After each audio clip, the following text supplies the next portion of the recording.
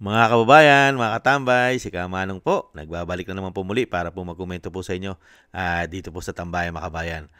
Magandang umaga po muna sa inyo, tanghali, hapon, gabi at madaling araw po sa atin lahat. Sana po nasa maayos po tayong kalagayan mga kababayan.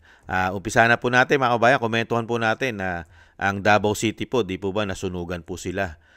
Talaga napakalaking sunog po. At hindi po bababa sa I think 800 pamilya po yata ang talaga naapektuhan po sa sunog po. Pero ang Davao City Mayor po ay hindi po nagpapabaya at talagang grabe po ang tulong na ibinibigay po nila sa mga naapektuhan po na sunog. At namahagi rin po ng cash assistant at napakaganda rin po ng ginawa po na para hindi po sila mabasa ay may mga tent din po.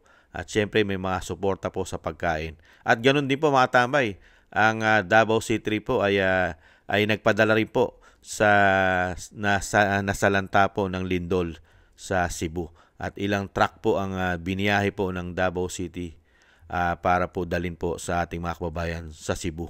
Mga kababayan, tingnan po natin, panoorin po natin si Mayor Baste at syempre po ang Vice Mayor na Duterte din po ang nagpamigay ng cash assistant.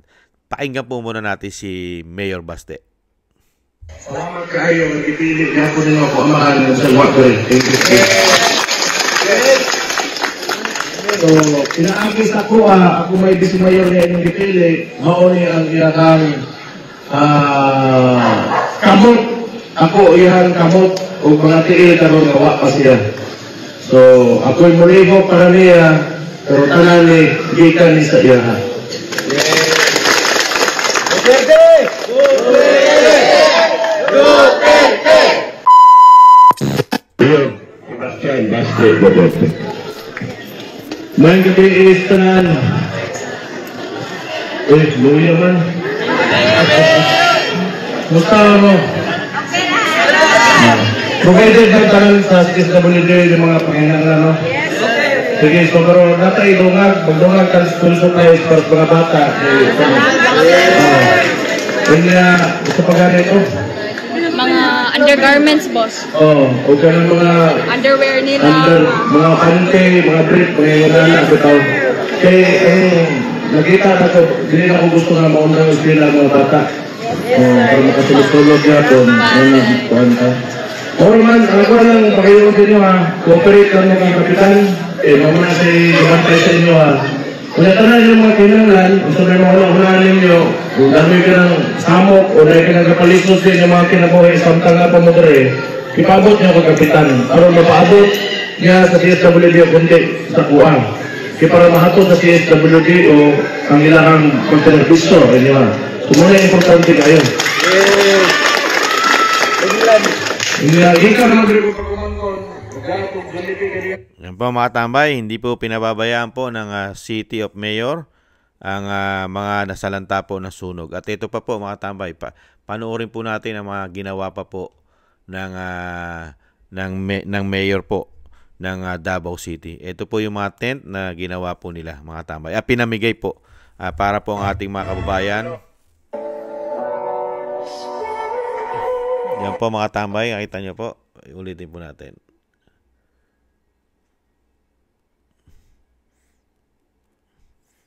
Yan po mga kabayan, yung mga tent po na talagang inayos pong mabuti ng ating butihing alkalde po at ng mga Duterte.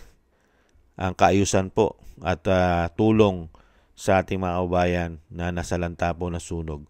Mga kabayan, maayos na maayos po, talagang suportado po sila. Pati po ang kanila pong pansamantalang tinutuluyan ay talagang may privacy. May privacy po mga kabayan. Ganyan po ang pulisiya. At yan po ay naranasan po natin yan sa panahon po ni dating Pangulong Duterte, hindi po ba? Nagada po may evacuation center po ay talagang ganyan po ang ginawa sa panahon ni dating Pangulong Duterte para po tayo ay may mga privacy. May mga privacy po tayo bawat pamilya po. Kaya mga tent po ang ginawa niya. Ito pa po ang ginawa po ni Vice Mayor Rigor, Vice Mayor Rigo Duterte po mga tambay. Si Rigo Duterte ay nagbigay naman po ng mga cash assistant po mga kabayan, si Vice Mayor.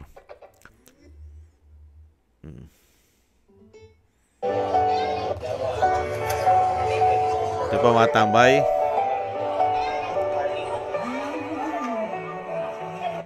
Yan po, nagpamigay po ng mga cash assistant naman po si Vice Mayor, si Rigo Duterte po mga tambay. Hindi niya po pinabayaan, talagang tulungan ang ating mga kababayan sa Davao City mga tambay. Yan po. Set up po natin ulit. Pakita po natin.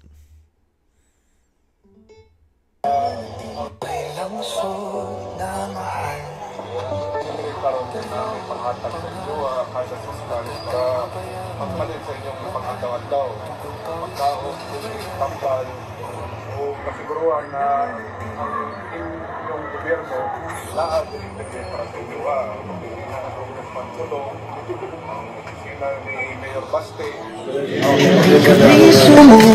Po mga tambay.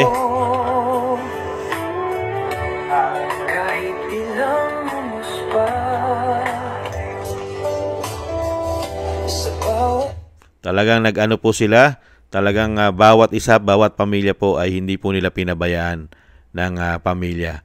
Ang Davao City po mga tambay. Maganda po ang pagpapatakbo at pagpapalakad po sa Davao City. At syempre po, hindi rin po nakalimutan ng Davao na magbigay po ng maraming tulong po sa nasalanta po ng ating napakalakas na lindol po sa Davao, sa Cebu City mga tambay. Sa Cebu. At naalam naman po natin malaki po ang Cebu. Hindi po ba? At nahando na po ang unang suporta po ng Office of the Vice President. Ay talagang nahando na po siya nung mga ilang araw na po. At ang satellite, ang Office of the Satellite ng Vice President ay patuloy pong tumutulong sa mga nasalanta po ng lindol sa Cebu mga katambay. At ito naman po ang pinadala naman po ng city government po ng Davao City papunta pong Cebu. Truck po mga tambay. Bali 10 truck po ang pinadala po ron. 10 kumakalat na po ito sa social media.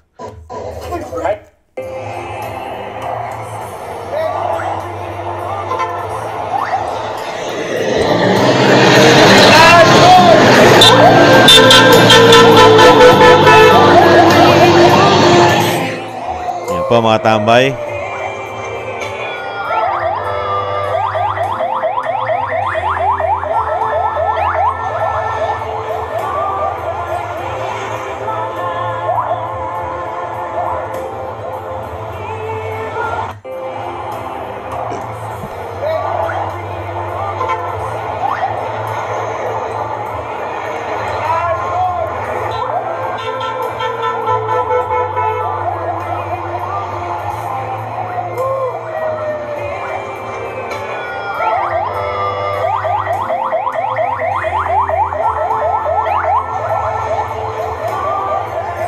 Po mga tambay, talagang ganyan po talaga ang tatak Duterte po mga tambay.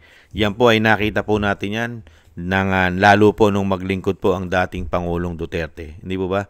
6 na taon po na meron tayong naranasan mga kalamidad. Hindi po ba? Nahandun po ang pagputok ng bulkan, pagbaha, napakalalakas na bagyo. Hindi ba? May paglindol pa. Meron pa mga terorista. At meron pang napakatinding problema po natin na ilang taon, ang pandemya. Talagang nahandun po yung galing at kung paano po mag-shoulder at tumulong ng pamilya Duterte, lalo-lalo po ang kanilang paglilingkod. Hindi po ba? Hindi po katulad ngayon mga tambay. Ang ipinamimigay po ngayon na mga tent ay talagang mga second hand pa yata.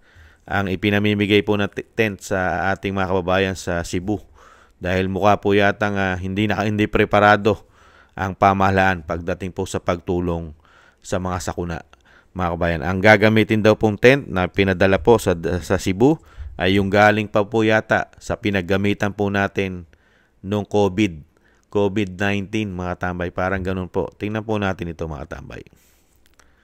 Ito yung tinawagan ko ang dating senador na si Dick Gordon na siyang namumuno ng Red Cross. At sabi niya, makakapagpadala siya kaagad ng mga tent, yung ginamit ng COVID. Wala nang COVID ito, safe na ito. Pwede nyo na talagang gamitin para doon sa mga nasirahan ng bahay at ayaw pang bumalik doon sa kanilang bahay.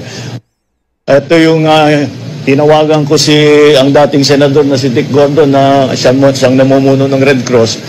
At sabi niya, makakapagpadala siya kaagad ng mga tent, yung ginamit ng COVID. Wala nang COVID ito, safe na ito. Pwede nyo na talagang gamitin para doon sa mga nasirahan ng bahay at ayaw pang bumalik doon sa kanilang bahay. Bihira. Daig pa ng City of Davao ang mga tent na pinagamit po doon sa mga nasunugan po na ating mga kabayan. Talagang hindi po recycle, mga brand new. Naka-ready po, naka-prepare ang kanilang pong rescue. Saka ibang klase. Samantalang po ang Pangulo yata mukhang humahanap po ng paraan para po sa sinasabi pong makapagbigay ng tent dahil wala po yatang nakareserba o wala yatang nakalagay sa mga warehouse para po nakapreparado. Hindi po ba? Kasi nung panahon po ni dating Pangulong Duterte, lagi pong handa. Di po ba handa po siya sa lahat? Advance. Talagang pag may darating kahit anong sakuna ay meron pong antimanong huhugutin o sinasabing nakareserve na antimano. Pero yata ngayon mga tambay, pati yata tent na ipamimigay sa mga kabayan natin ay nahihirapan po yata ang pamahalaan at kailangan pang humanap ng paraan katulad po ng Red Cross na tinawagan daw po ang dating senador na si Dick Gordon para po makapagdala na mga nagamit na po nung COVID-19 mga tambay. COVID-19. Sana wala na pong virus yan. Yung ipadadala, wala po sanang virus mga kababayan.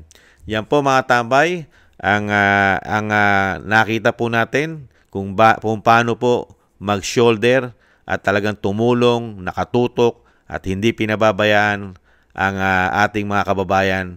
Napakaswerte po ng Davao City dahil meron po silang gobyerno na talagang naka-hands-on at talagang hindi pinababayaan ang problema at laging binibigyan ng solusyon, tulong at paggawa ang kanila pong nasasakupan, ang kanilang mamamayan. Napakaswerte po ng Davao City, mga kababayan. Mabilis sila umaksyon, aksyon agad.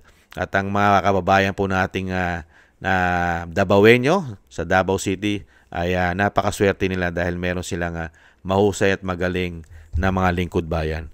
Hindi katulad yata, mga tambay, mismong Pangulo na natin, mukhang napakabagal gumawa ng solusyon. Lona na nga lang, tent na lang, nangihingi pa, naghahanap pa ng solusyon, mga kabayan. Ang nakitang solusyon ay yung ginamit pa sa COVID-19, mga kabayan. Unbelievable. Samantalang ang pera natin ay napakarami. Bilyon-bilyon ang nakukurap at trilyon-trilyon ang ipinopondo. Saan kaya napupunta ang pera ng mga disaster fund natin at ng DSWD? Saan kaya napupunta isang damukal na pinopondo natin sa DSWD?